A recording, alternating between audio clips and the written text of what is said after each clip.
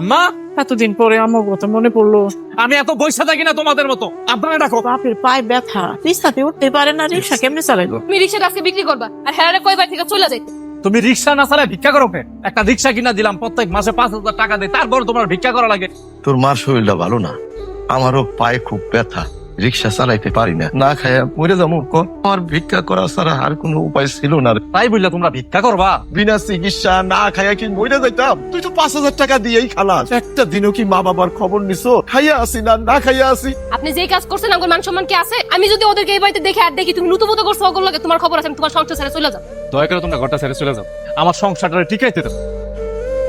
হায়রে সন্তান, তোরে তোরে কইরা তোর চাকরির জন্য আমি পিঠা পেছলাম, তুই এইভাবে আমারে ঠকাইলি। রাজুর উপর আল্লাহ অসন্তুষ্ট হইব, এমন কইরো না। রাজু আর এখন তোমার নাই, রাজু এখন মা পাইছে, বউ পাইছে। চলো।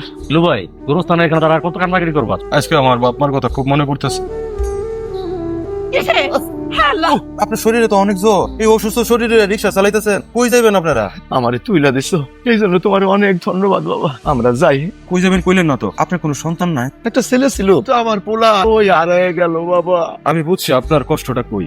আপনার পোলা তো হারায় নাই, আপনার পোলা আপনার বাড়ি থেকে বাইর করে দিছে।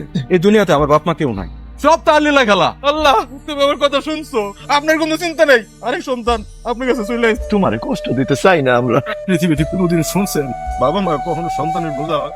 আরে বাবা মা তো পবিত্র জিনিস, আর যারা সন্তান নামের শয়তান তাদের কাছে হচ্ছে বাবা মা বোঝা। উঠেন চাচা, উঠেন। মার দেখভাল করতে হয় না? যাও, আমার ফোনটা নিয়ে আসো, ডাক্তারকে কল করে যাও। একটু রেস্ট নিলেই ঠিক হয়ে যাবে। আচ্ছা মা, আপনি কি আমার শুধু মেয়ের জামাই মনে করেন, সন্তান মনে করেন না? তোমারও আমি আমার নিজের সন্তানের মতোই দেখি। মা, বাবা, এইটা হয়েছে তোমার ছেলের ঘর। শোনো, আমি বাজারে যাইতাছি, বাবা তোমার লাগবে ওষুধ নিয়ে আনো। তো সুন্দর ফেরেস্তার মতো একটা পোলা। তোমার পছন্দ হয়েছে?